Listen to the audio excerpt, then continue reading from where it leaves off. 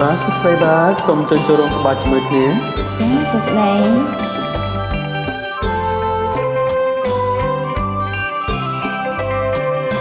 ឆោមអើយឆោមឆាតពីស្អី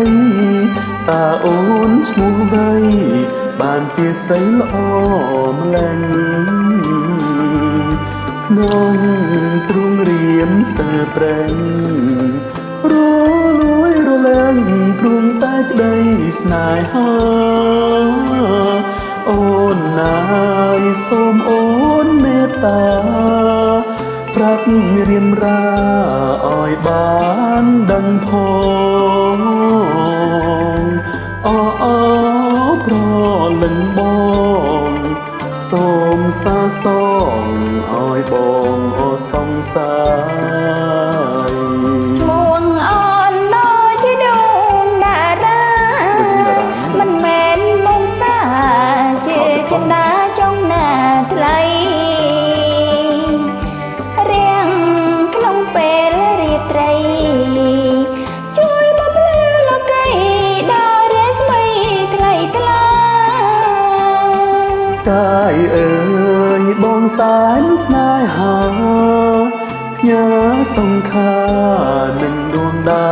រាហើយមិនថ្មីទេបងអើយយើងគៀកកាយជាគូវាសនា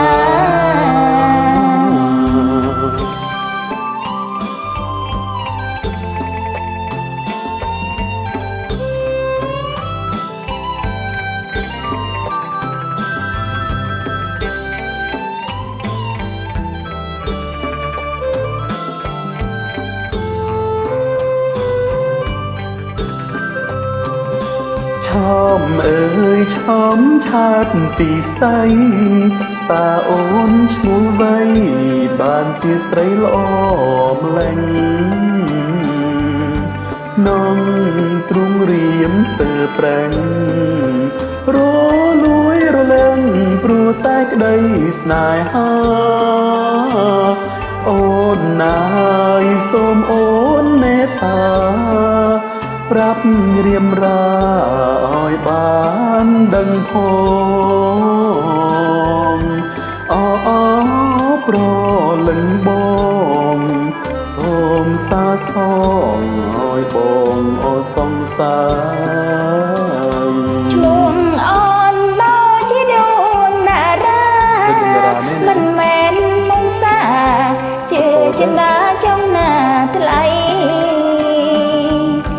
រៀងក្នុងពេលរាត្រីជួយបំភ្លឺលោកីដល់រាស្មីថ្លៃថ្លាកាយអើយបងសែនស្នេហាផ្ញើសង្ខារនឹងដួងតារាហើយមិនថ្មីទេបងអើយយើងគៀកកាយជាគូវាសនា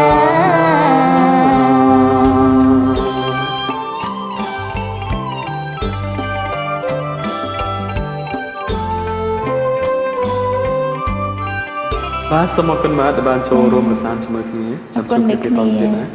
បាយបាយ